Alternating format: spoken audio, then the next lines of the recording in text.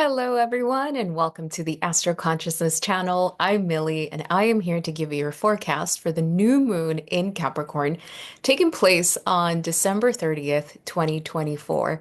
In this channel, we talk about the astrological energy of the week ahead and how you can integrate it into your personal and spiritual growth. So, a few things I want to mention before I dive into the chart of that new moon in Capricorn is that there are a few things that we need to keep in mind, a few markers that we need to keep in mind with this new moon that will give us a much clearer picture of what this new moon represents.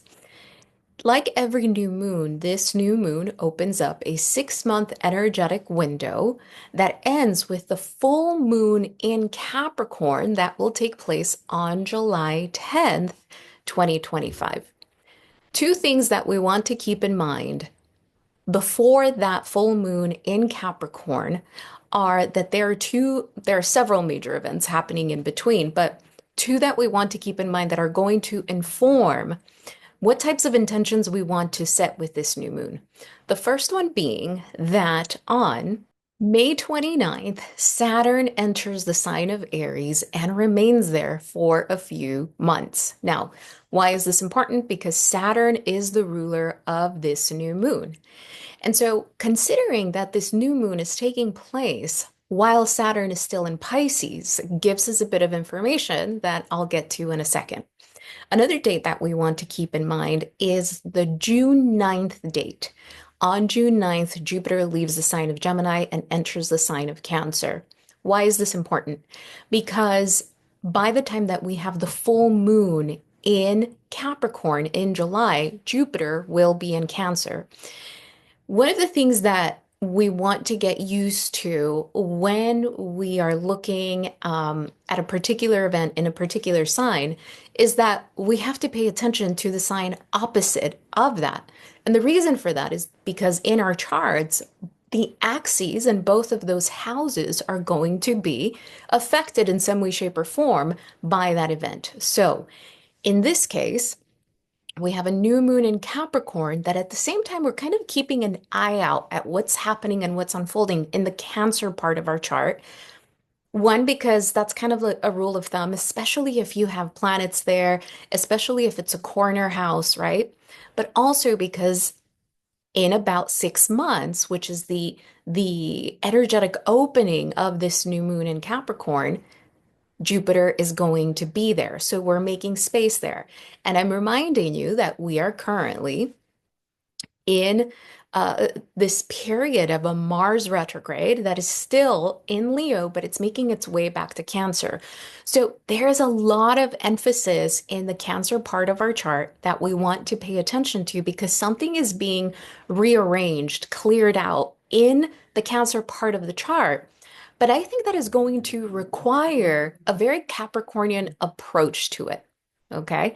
So with that said, let me share my screen and let's get started in looking at what this new moon is asking for us to look at. So here we have the chart of the new moon in Capricorn, and this new moon in Capricorn is taking place at 9 degrees Capricorn. What are we going to look at? We're going to look at Saturn, right?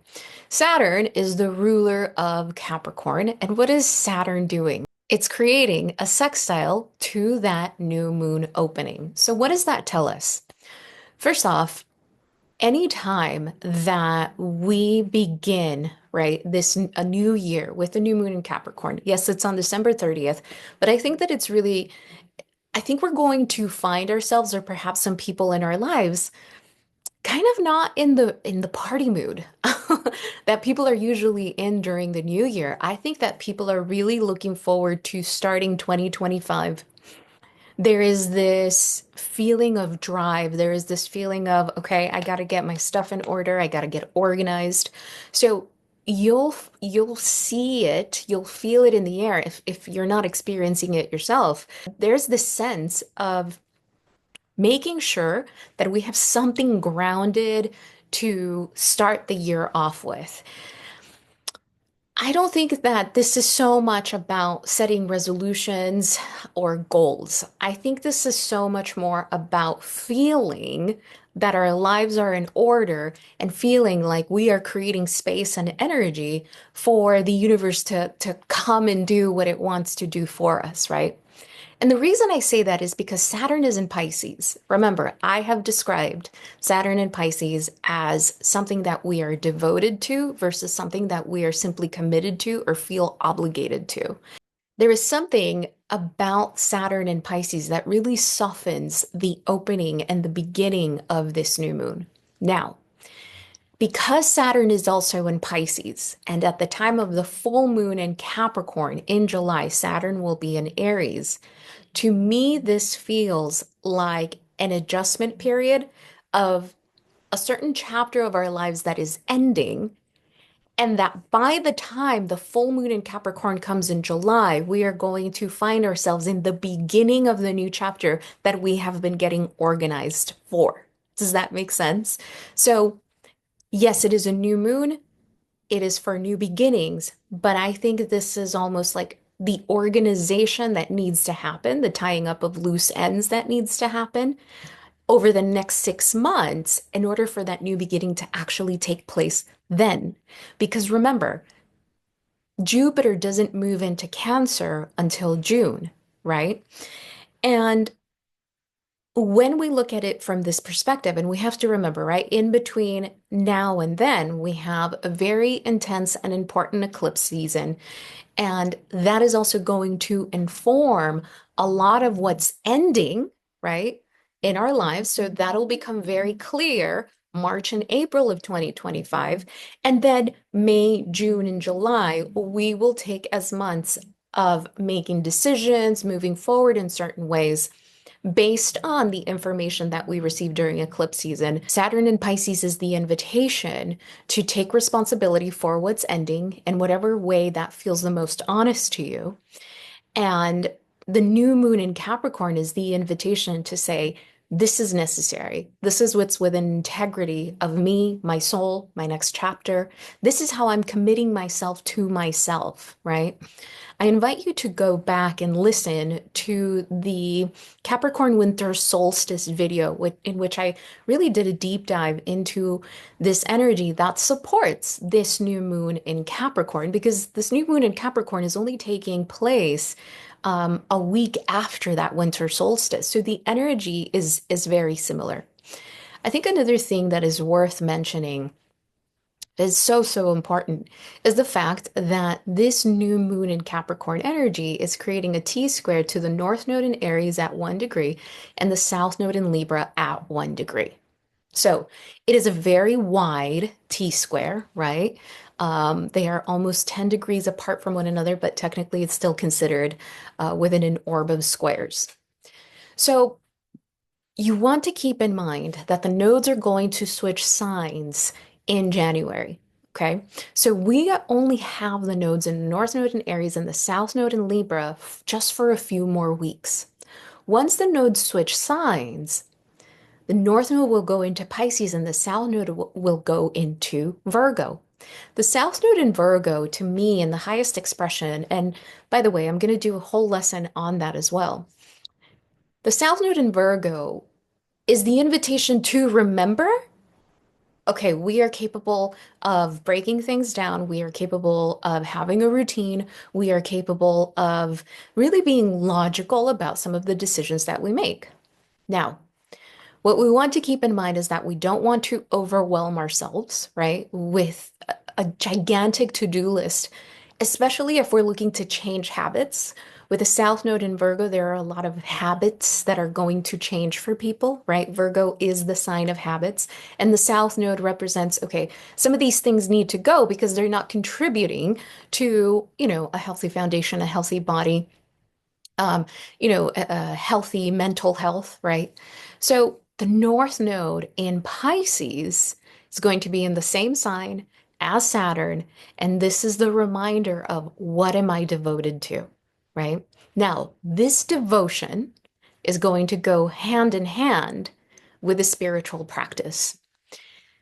Anytime that we have a new moon in Capricorn, I think that it's important to remember that the foundation from which we truly build is actually from spirit, from a spiritual place, because there is a decision that we first have to make with ourselves, with our hearts, right? Really get in touch with why we want to do the things that we want to intend. And that's all a spiritual communication with yourself, a spiritual connection with the divine, right? Whether it's through prayer for some people or meditation for some people, whatever the practice is, there's something truly spiritual about embarking on something new in order to create something new.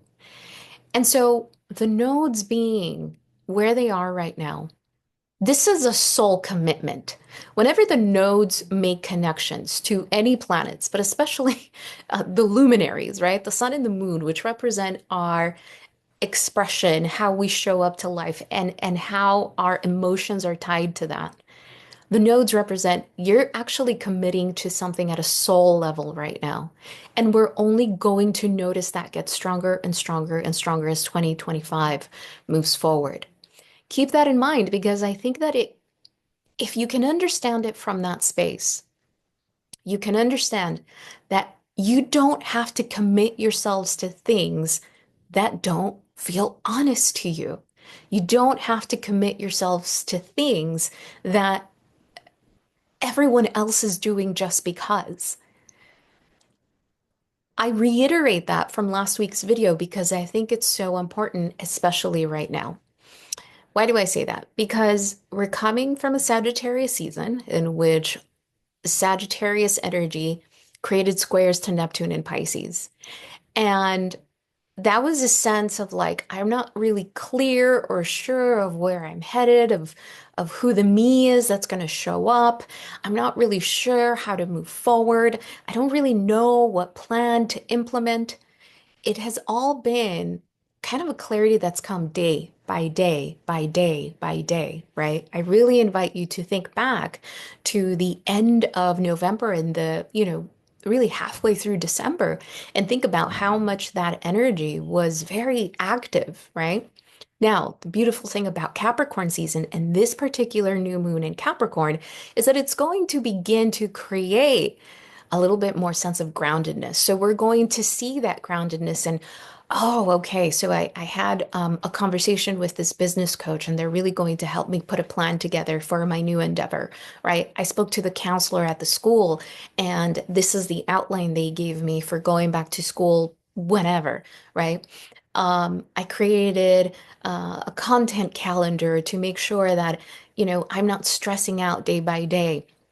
These are silly examples, but my point with giving you these examples is that there is something tangible and there is a call to action on your part to build and create something in the long run. Anything having to do with Capricorn takes time because Capricorn is the sign of mastery, ruled by Saturn, the planet of mastery, the planet of time, right? Saturn, the planet of Chronos, the planet of father time. So there has to be an understanding. This, what I'm stepping into, is going to take some time, not just to build, but to perhaps adjust to perhaps find myself feeling grounded in this new reality. So we have to be very, very patient because remember, at the time of this full moon, we also have Mars retrograde, right, in Leo, almost coming at an exact opposition to Pluto in Aquarius. So, on the one hand, Pluto in opposition to Mars energies can be very volatile, very violent energy. So be mindful of that, right? I think we're going to potentially see something in the news. Not that we haven't been, but I think we're going to see a little bit more on the news as we get closer to the exact opposition between these two planets, as we have been seeing since they started really coming in opposition to one another. But within us, Here are a few ways in which this can manifest. I think the first one being coming face to face, right, with some of our insecurities, with some of our fears. That's what Pluto represents, is how do I feel disempowered, right? Initially, Pluto, because Pluto's presence and energy can be pretty overwhelming. And Mars in Leo is us saying, I want to move forward in this way because it feels true to my heart. I want to move forward in this way, Mars, because it feels true to my heart, Leo. And then coming face to face with that opposition, with some insecurities, with some doubts that can feel overwhelming. So this can look like, man, I've tried to do this before and I've quit, 3, 4 times. Remember, the difference is now is that you are doing it from a different place within yourself, right? This can also be the realization of, oh, I don't really want that anymore, right? And so it takes a little bit of time to acclimate to say, I thought I wanted that. I don't want that anymore. Now, that is a possibility, but considering the entire panorama of this lunar event, I think it's so much more about coming face to face with some insecurities and saying, you know what, that's an old story. You know what, that's what happened then. It doesn't mean it has to happen now. I am a completely different person now. How do I move forward slowly and steadily? I think another way, possibly a more positive way, that this opposition between Pluto and Mars can present itself is having confidence in ourselves, not tying ourselves to an outcome because Mars is retrograde and it's going to go back into Cancer, making sure that we are not in a hurry. It's this energy of, okay, I'm not going to drive myself crazy trying to understand exactly how this is going to turn out. I'm going to commit to the process, let go of the outcome, and show up day in and day out. That a Mars retrograde energy really requires that. I have noticed this every single time we experience a Mars retrograde, no matter the sign, no matter where it transits my chart, is the very literal slowing down of my physical energy and finding myself really every single day saying, nope, I'm showing up to this and being very intentional about it because there's something about the momentum at which we generally live our lives that slows down a lot. And so I really like this with a new moon in Capricorn that has so much to do with materializing or mastering something in the long run, right? This is about long-term gratification, not at all short-term gratification. And Mars being retrograde is us being comfortable with going at that very Capricornian Saturnian pace, one thing at a time, one task at a time, right? One idea at a time, one day at a time. Especially with the softness of that Saturn and Pisces sextiling that new moon, nothing here to me feels rushed. Okay. At the time of this new moon, we still also have Venus in Aquarius square Uranus in Taurus. Okay, so this to me feels like Venus in Aquarius is I have a new relationship with myself, I have new relationships with people. If this has to do with collaborations or working with other people, this Venus in Aquarius is looking forward to what those connections are going to do in the long run. And the square to a Uranus retrograde in Taurus is saying, if you try new things, if you step out of your comfort zone, if you do things one thing at, if you approach things one thing at a time, you are going to find yourself feeling liberated. And I think mostly liberated from any self-imposed limiting belief systems, any insecurities that you may have had in the past about your ability to create and to manifest. Okay. Another important thing to keep in mind is that Chiron recently went direct in Aries. And this happened one day before this new moon, right? So this happened on December 29th. Chiron has been retrograde in Aries from July, what was it? From July 26th to December 29th.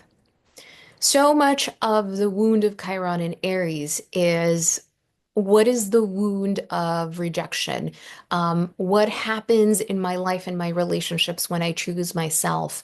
And if that rocks the boat in my relationships, how does that affect me? How does that make me feel? How do I have the courage to continue to choose myself, my integrity, my most honest expression? Um, Even if it ruffles some feathers, because people have been used to me playing a certain role in life, right? So to me, the fact that Chiron goes direct one day before this new moon feels like we've integrated a lot of those pains. And I really invite you to think about how between July and December, there has been a lot of adjustment in your closest relationships because of how you have had the courage to choose yourself. That, like I said, has taken some time to integrate. But with Chiron direct, we have a clear sense of who we are, what matters to us, the direction we're moving forward in. And that adding to the intention that we're setting with this new moon in Capricorn. Now, this Chiron also squares this new moon in Capricorn, right? It's still a wide square. So this to me feels, on the one hand, squares are catalysts for change. So this new us, right? This newly integrated us is going in a direction, is choosing to do something very differently, whether it's in relationships, in your career, and where you live and how you approach your work, whatever this newness is for you. It's creating a square to this new moon in Capricorn. And so this can feel like you're still grieving a little bit what you're leaving behind, right? It's still like, I wish things didn't have to be this way, but they have to. Because if I don't move in this direction, if I don't commit to this for myself, have, if I don't devote myself to what I know I need to devote myself to, it'll feel like self-betrayal. It'll feel like self-abandonment. So that square is the catalyst for change that can feel a little uncomfortable, but it's not an invitation to stop, right? I think on the other hand, and I mean, this fully depends on what you're experiencing, right? The square between Chiron and Aries and this new moon in Capricorn is others having a problem with where you're headed, how you're doing things from this point forward, who you are, how you feel grounded within yourself, and that, potentially meaning something about them or them interpreting it as that. Um, and if there's anything that Capricorn energy is known for, is healthy boundaries, right? Ruled by that Saturn and the Saturnian rings that create a boundary around that life force energy. So if you are finding yourself exercising healthy boundaries around certain people, and there is something around this new moon energy in which you're going to move forward in a different way, or you're establishing new boundaries. That square to Chiron to me feels like someone might feel offended or upset. Just keep that in mind. One final thing I want to mention is that Mercury, still in the sign of Sagittarius, is also creating a wide square to Saturn and Pisces. On the one hand, Saturn square Mercury, when it is integrated, when we work with it, this is about, I know that if I get organized, I know that if I do things one thing at a time, I know that if I don't rush, everything will move according to divine timing. I release it. I know how much I'm going to show up day in, day out, right? I'm committed to that, right? I'm committed to my spiritual practice. Perhaps all you're intentioning with this new moon, and not that, it's any less than anything else, is a new spiritual practice, a connection to your soul, right? On the other hand, a square between Saturn and Mercury can feel, once again, very limiting, scary. This is too big. This feels overwhelming. There are too many moving parts. I don't know how I'm going to do this. And that's because Mercury in Sagittarius can get very exaggerated, either with the positive or the negative, depending on where your mindset is. And Saturn in Pisces is saying there's no way that you can get around what needs to be done, especially over the next 6 months, in order to get to that end result, right? So Be very mindful that you are not putting yourself between a rock and a hard place, especially up here in the mind. Because Mercury in Sagittarius also invites us to remain optimistic, right? To keep the bigger picture in mind. But what I love about the square to Saturn in Pisces is it's not like we're remaining optimistic just because we're going to sit down, do nothing, cross our fingers, and hope for the best. No, the square to Saturn is the invitation to take some action, implement some sort of plan that is actually going to help you find a better grasp of, again, who you're becoming, which is the most important thing. I think it's the most important type of energy that we're moving into, especially into 2025. Anything that we commit ourselves to is about who we are becoming along the way. And if you've ever stuck to anything, whether it's training for a marathon, training for a gym, you know, working for yourself, anything that requires some kind of structure, some kind of commitment from you, you understand that you actually do become someone else in the process. You become someone more reliable. You become someone who is committed to self with better habits, right? Just keep in mind that what you don't want to become in this process is someone who's controlling, someone who is not flexible, is not open to different possibilities along the way, but also to different outcomes. So, with that said, may this be of service. So much love to you all. Happy New Year. Thank you all so much for being with me this year. It is the first year that Astro Consciousness has been on YouTube. It has been such a pleasure knowing you, connecting you. I look forward to the new year ahead and a few ideas that I have in mind for us to connect a little bit more intimately because I really do want to get to know the community a little bit more. Whenever I record these videos, it's just, me talking into a camera, and the feedback I get is in the comments, which is beautiful, but I want to interact a little bit more. So keep that in mind because what I'm planning is something where I invite you, on a group call once a month for a very low fee, so it's accessible to everyone. And I really want to dive more deeply into the soul lessons, which is my favorite part of the work that I do. So it'll be a little bit of soul coaching in these once a month calls, according to whatever we're experiencing in the sky at the time. So many blessings to you. May your new year start off great. Be so proud of yourself, love yourself, and I will talk to you soon. Take care. Much love.